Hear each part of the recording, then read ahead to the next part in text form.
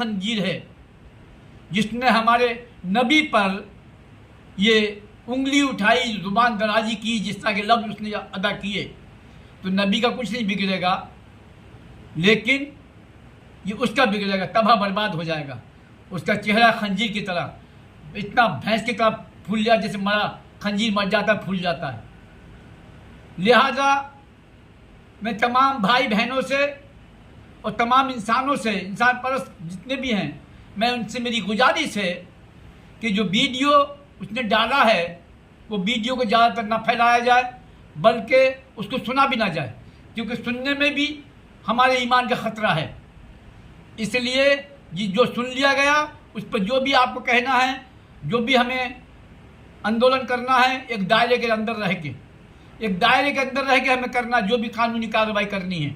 और हमें आज मैं इस वीडियो के माध्यम से, वीडियो के ज़रिए से, सोशल मीडिया के ज़रिए से मैं आज सबसे पहले अपने जो हमारे भारत के पीएम हैं श्री नरेंद्र मोदी जी को मैं ये पैगाम देना चाहता हूँ।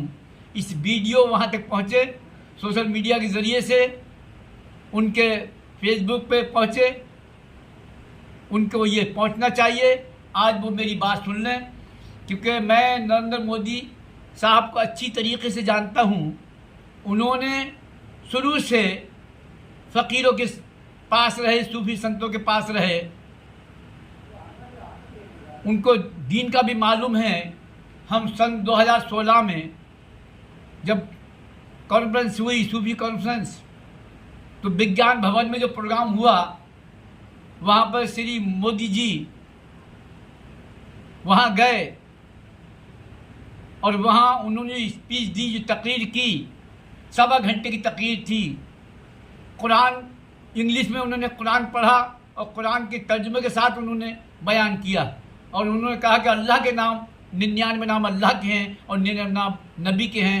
कोई भी नबी के फॉलो करने वाला, नबी को मानने वाला, नबी की सुन्नत अदा करने वाला, नबी का कलमा पढ़ने वाला कोई भी मुसलमान गद्दार नहीं हो सकता, ये उन्होंने कहा। और नबी की शान में उन्होंने बड़ी अदब एहतराम से उन्होंने जो भी बात की, बड़े एहतराम से की कि उन्हें नॉलेज है। आज उनके होते हुए वो हिंदुस्तान के, इंडिया के प्रधानमंत्री हैं, उनके होते हुए प्रधानमंत्री की सीट पर वो मौजूद हैं, जिसको नबी के सदक़े में अल्लाह ने उनको कायम किया, प्रधानमंत्री बनाया। मुझे हैरत की बात है कि जो चंद गुंडे, ये चंद बदमाश, जो इन्होंने लिबास पहना है भगवा, उस लिबास को पहनने के बाद जो उन्होंने गंदगी की है पूरे शहर, पूरी दुनिया में, हमारे इंडिया की बेइज्जती कराई है। उन्होंने हमारी इंडिया की जो बेइज्जती कराई है पूरी दुनिया में, इन गुंडों ने, ये संत नहीं है बल्कि संत के नाम पे बदनुमा दाग हैं, ये खंजीर है। मुझे हैरत की बात है, बहुत बड़ा अफसोस है मुझे इस बात का कि हमारे प्राइम मिनिस्टर श्री नरेंद्र मोदी जी सब जानते हैं नबी के बारे में, कुरान के बारे में, और आज वो खामोश हैं। मेरे समझ में नहीं आता, अल्लाह ने आपको पावर दिया है, इसको ऐसी सज़ा दी जाए, आपके ज़रिए से ऐसी सज़ा दी जाए ताकि आने वाले लोगों को ये इबरत हासिल करें, और किसी के मज़हब के बारे में, किसी देवता के बारे में कोई किसी तरह के इल्ज़ाम ना लगाएं, किसी तरह की बेइज्जती ना करें। मैं नरेंद्र मोदी जी से कह रहा हूँ, अल्लाह ने आपको इस पद पर बिठाया है, जब तक आप इस पद पर हैं हिंदुस्तान को आपको संभालना होगा। ये आखिरी मेरी बात सुन लो अच्छी तरीके से।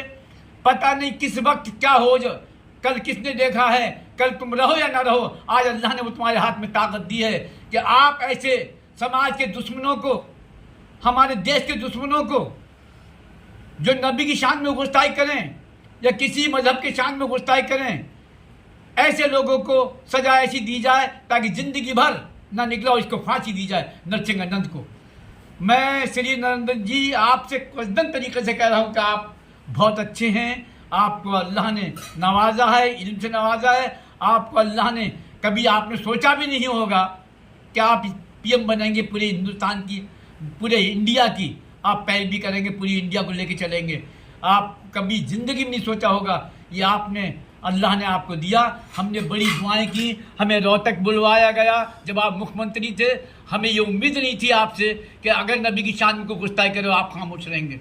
इसलिए मेरी गुजारिश है, श्री नरेंद्र मोदी आपसे गुजारिश है, कसदन तरीके से इस जालिम को सज़ा ऐसी दी जाए ताकि आने वाले लोगों को इबरत हासिल हो, उन्हें सबक मिले। और ये कहे हम किसी के बारे में, किसी सूफी के बारे में, किसी संत के बारे में, किसी पैगंबर के बारे में, किसी देवता के बारे में, किसी लक्ष्मण के बारे में, राम के बारे में, कृष्ण के बारे में कोई ऐसी बात नहीं की जाए कि देव देवता के बारे में।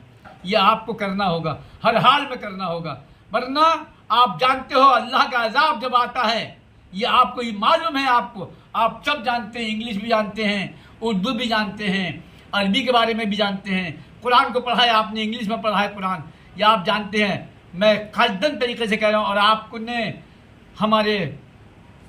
हमारे जिनको आपने गृह मंत्री बनाया है अमित शाह, आप अमित शाह से कहें कि इसको ऐसी सज़ा दी जाए कि ऐसे एनए से लगा के इसे देशद्रोही में फिट कर दिया, इसकी जमानत ना हो और पूरी ज़िंदगी जेल में चढ़े और फांसी होनी चाहिए ऐसे लोगों को।